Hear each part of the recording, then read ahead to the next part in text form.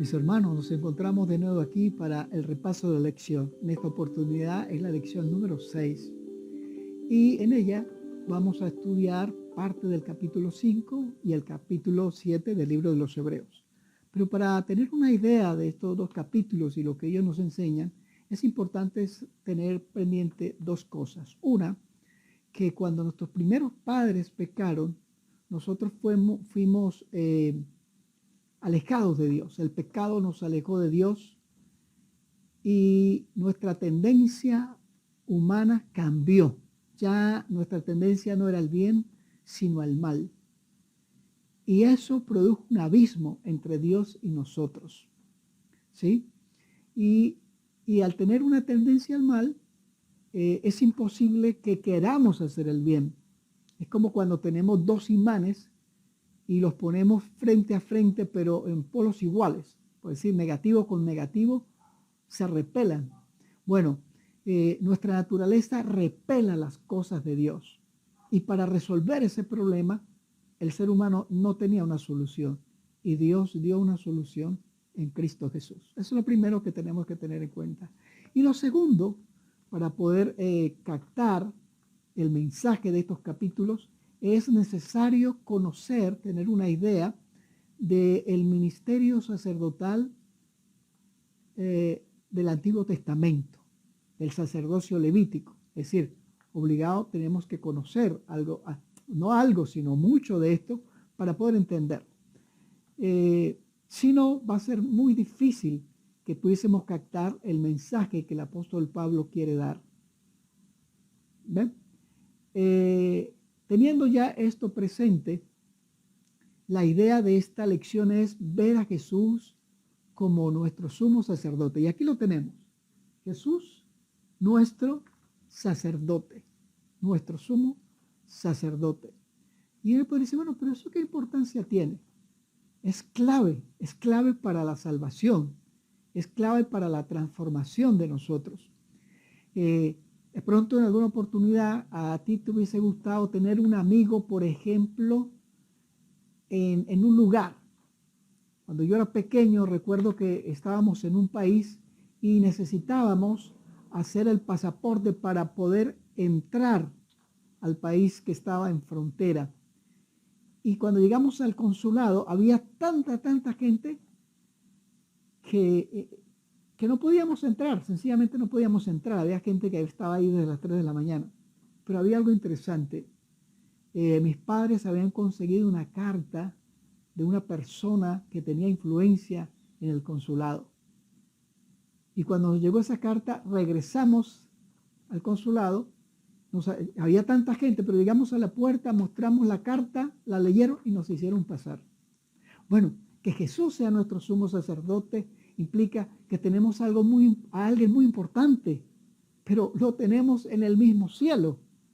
Y eso es maravilloso, porque eso nos da a nosotros la confianza de acercarnos a Dios, la confianza de poder ser salvos, porque Jesús está allá, a la diestra del Padre. Eso es lo importante. Muy bien, en el libro de Hebreos, el capítulo 5, el verso 5 nos dice así: tampoco Cristo se confirió a sí mismo la dignidad de ser sumo sacerdote, sino que se la confirió Dios, quien le dijo: tú eres mi hijo, yo te engendré hoy. Fue Dios mismo quien nombró a Jesucristo como nuestro sumo sacerdote. Es decir, Dios preocupado por nuestra salvación. Nosotros no tenemos que lograr la salvación, nosotros no necesitamos buscar la salvación en el aspecto de dar el paso inicial, no. Dios lo dio. Y ya por eso tenemos la opción de avanzar en los caminos del Señor. Bien, estudiaremos, hablando de Jesús como nuestro sacerdote, estudiaremos 5 elementos básicos. Primero, que Jesús se puso a favor de la humanidad.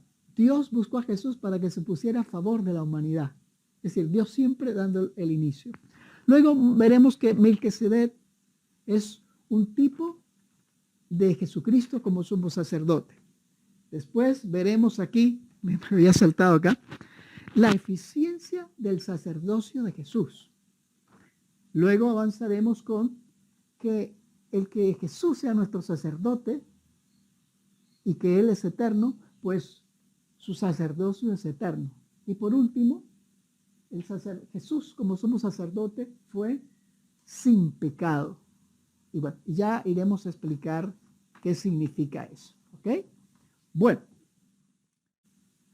Jesús a favor de la humanidad. Allí en Hebreos, el capítulo 5, el verso 9 nos dice: y consumada su obra, vino a ser fuente de eterna salvación para todos los que le obedecen.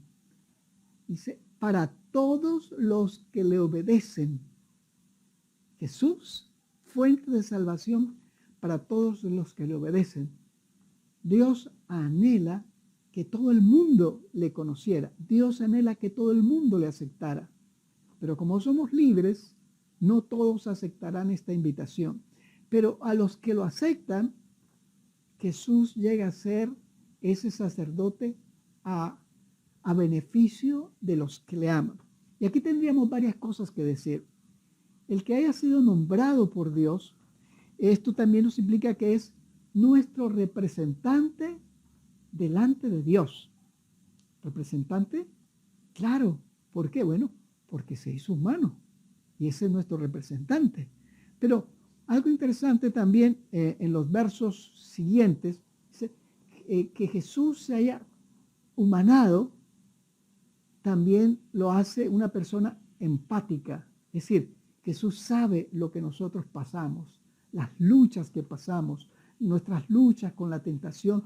Jesús empatiza con nosotros. No solo simpatiza, sino que empatiza, es decir, se pone en nuestros zapatos, se puso en su humanidad y por eso Él en el santuario celestial es nuestro gran ayudador. Otra cosa interesante es que Jesús es compasivo. Eso nos lo dice, lo vamos a estar leyendo ahí en el capítulo 5, del 1 al 10. Un sacerdote compasivo. Pero hay algo más que nos dice, también es fuente de salvación. Y otra cosa interesante es como Jesús vivió aquí, como empatizó con nosotros, también es misericordioso. Un Dios que nos ama, un Dios que nos ama. Y eso a nosotros tiene que comenzar a darnos seguridad de salvación. Bien, sigamos luego adelante. Habla de Jesús que Melquisedec, y ahora habría que decir, ¿qué es esto de Melquisedec? Bueno, en el libro del Génesis nos habla que cuando Abraham fue a defender a su sobrino Lot y atacó a estos guerreros que habían llevado cautivos a Lot y a la gente de Sodoma y de la ciudad consiguiente, cuando llegó Abraham de haber vencido a estos captores y haber liberado a Lot y a los ciudadanos de Sodoma, cuando llegó lo estaba recibiendo un sacerdote llamado Melquisedec. Eso lo tenemos en el capítulo 15 del Génesis. Y lo interesante es que Abraham le dio los diezmos de la conquista y Melquisedec lo bendijo. Cuando Pablo ve, cuando Pablo ve lo que Melquisedec hizo, cuando lo estudió en la Escritura, él percató que Melquisedec era un tipo de Cristo. ¿Por qué? Bueno, vamos a buscarlo allí ahora sí vamos a ir al capítulo 7 de Hebreos, el verso 2 y el verso 3. Dice así: y Abraham le dio el diezmo de todo. Melquisedec significa rey de paz, rey de justicia, rey de Salem. Y el verso 3 dice: nada se sabe de su padre, ni de su madre, ni de sus antepasados, ni tampoco del principio y del fin de su vida. Es semejante al Hijo de Dios en que permanece sacerdote para siempre. Y esto es algo interesante, porque la idea es que ese ejemplo del pasado, Pablo lo toma para hablar de Jesús. Jesús no era un sacerdote como Abraham, porque Abraham era, todos los que eran sacerdotes en Israel tenían que ser de la tribu de Leví, pero Jesús no era de la tribu de Leví, Jesús era de la tribu de Judá. Por eso, Melquisedec se convierte en un tipo de Jesús. ¿Por qué? Bueno, porque Jesús no era descendiente de los sacerdotes. Y otra cosa más interesante allí, hablando de Melquisedec, es que Melquisedec era rey y era sacerdote. Jesús hoy es rey y es sacerdote, es nuestro intercesor. Por eso vemos aquí una corona y un incensario, para tratar de ejemplificar eso. Bueno, entonces Jesús es rey, Jesús es nuestro intercesor, pero también es un sacerdote, hablando de Melquisedec, un sacerdote mayor que Aarón. Y ya con esto nos muestra que Jesús caducó el servicio de los sacerdotes y el servicio de los sacrificios, porque Jesús era mayor que el sacerdocio arónico, y Jesús no solo era mayor, sino que era el sacrificio real. Por eso Juan el Bautista, cuando ve a Jesús, dice: he ahí el Cordero de Dios que quita el pecado del mundo. Bueno, no olvidemos esa parte. Teniéndolo presente, entonces Jesús, no sabemos, hablando de que no tuvo descendientes como descendientes de Leví, sino que era alguien distinto, así como Melquisedec. Vamos a seguir avanzando y hablamos de que el sacerdocio de Jesús fue eficiente. Y busquemos por ahí en nuestras Biblias el capítulo 7, el verso 11, que dice así. El 7, el verso 11, nos dice: si la perfección se hubiese podido alcanzar por el sacerdocio levítico, porque sobre esa base el pueblo recibió la ley, ¿qué necesidad habría aún de que se levantase otro sacerdote y que según el orden de Melquisedec y no el de Aarón? Bueno, Jesús tuvo un sacerdocio más eficiente porque él era un sacerdote eterno, porque él era el mismo sacrificio, pero por otras cosas más, un sacerdocio perfecto, porque Jesús era perfecto. Y otra cosa más que podemos decir es que Jesús, hablando de su sacerdocio, nos entra en un nuevo pacto.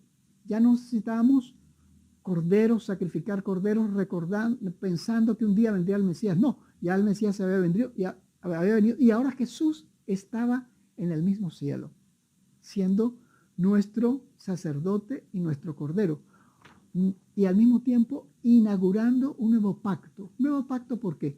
Porque era más eficaz lo que Jesús hizo. Ahora se cumple que Jesús quería escribir su ley en nuestros corazones, como lo dice a través de Jeremías. Jesús quería transformar al hombre. Hoy los seres humanos buscamos la forma de mejorar, y eso está bien, pero siempre será un mejoramiento de forma y no de fondo. Solo Dios puede hacer una transformación profunda en el ser humano. Otra cosa más, hablando de la eficiencia de Jesús, tuvimos un acceso más directo a Dios, porque Jesús está allá al lado del Padre. Algo más que debemos decir es que Jesús convirtió el sacerdocio levítico en algo transitorio y que ya no necesitábamos. Igualmente la ley de los sacrificios. Algo interesante es que Jesús es el sacrificio perfecto. Y por ser perfecto, Dios lo aceptó. Y esa aceptación es la que Jesús me da para que Dios me acepte. Bien, vamos a la siguiente. Jesús, un sumo sacerdote eterno. Y lo tenemos allí en el verso 17. Dice aquí, 7:17, dice: pues de él se afirma, tú eres sacerdote para siempre, según el orden de Melquisedec. Un sacerdote para siempre. Y sí, pero ¿y eso qué ventaja tiene? Voy a poner un ejemplo. Hace mucho tiempo atrás conocí una joven profesora, y ella hubo un tiempo que se quiso casar. Tuvo su novio y hicieron todos los planes para casarse, y un día decidieron antes de casarse querían amueblar su casa, así que fueron en la camioneta a una ciudad portuaria donde no se pagaba impuestos por comprar productos, y allí compraron casi todo lo que necesitaban para amueblar su hogar: nevera, cocina, aire acondicionado, cama, en fin, todo. Pero viniendo hacia su ciudad original, hubo un accidente y el muchacho se mató. Y todas las promesas que este muchacho le había hecho, que se la hizo con toda la buena intención, no se pudieron cumplir porque ya no estaba. Bueno, Jesús nos ha prometido muchas cosas, pero Él las puede cumplir porque es eterno. Su sacerdocio es eterno. Y eso a nosotros nos da una confianza inmensa, porque nuestra vida es corta, pero la vida de Dios, de Jesús, no, es eterna. Así que siempre tendré la oportunidad de saber que Jesús estará ahí para mí todo el tiempo, todo el trayecto de mi vida. ¿Qué más podemos decir de eso? Bueno, un sacerdocio indestructible. Los sacerdotes levíticos morían, pero este no muere. Otra cosa más es que es insuperable. El sacerdocio de Jesús es insuperable. Nada puede compararse con el sacerdocio de Jesús. Jesús es un sacerdote eterno. Verso 25. Un sacerdote completo. No necesitamos nada. Jesús no necesita sacrificar un cordero para él mismo como lo hacían los otros sacerdotes. No, porque Jesús mismo era el sacrificio. Y otra cosa más, en el versículo 21 dice que Dios juró por Jesús de hacerlo sacerdote para siempre. Jesús estará siempre para nosotros y es eterno. Y por último podríamos decir que eso nos da una certeza de salvación. Bien, y sigamos a la última parte. Jesús, nuestro sacerdote sin pecado. Y busquemos allí el verso 26 del capítulo 7. Dice así el 26.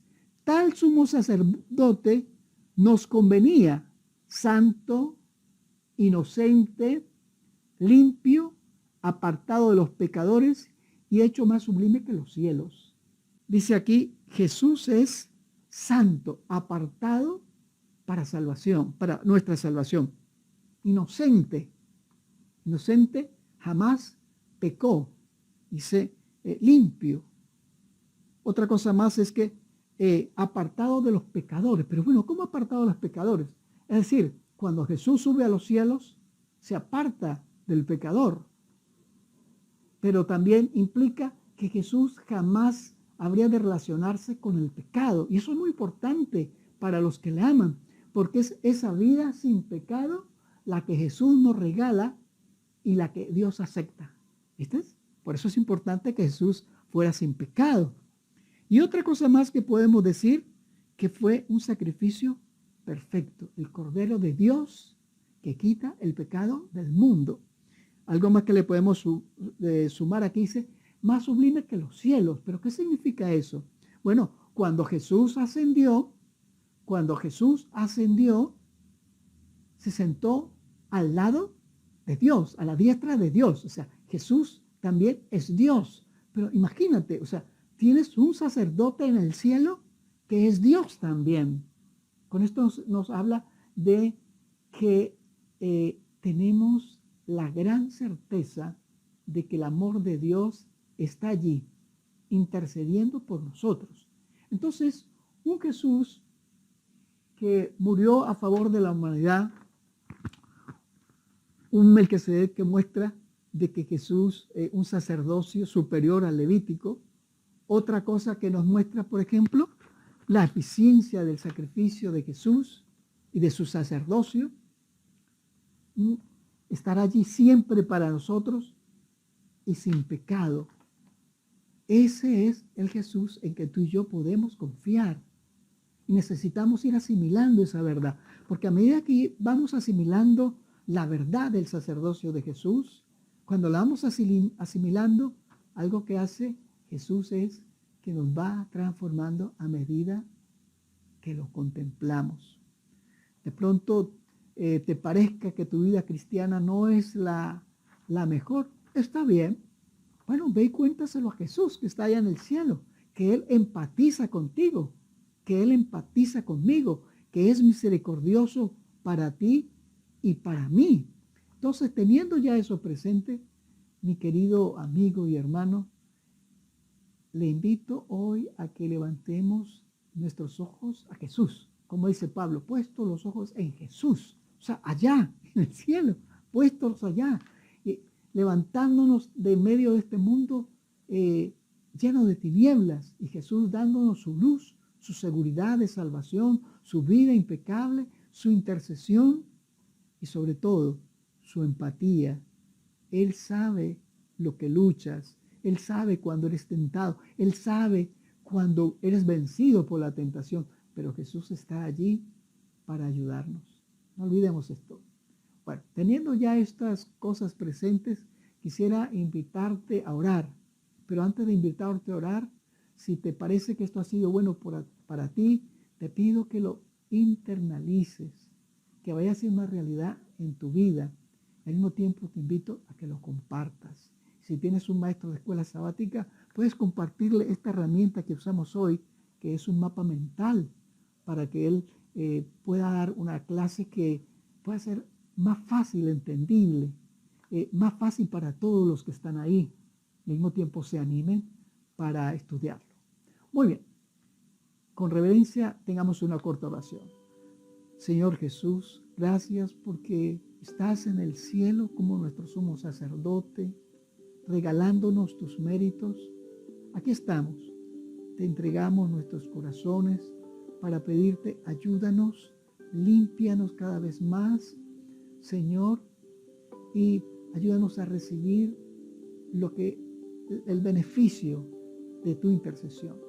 Lo agradecemos en tu nombre, querido Jesús. Amén.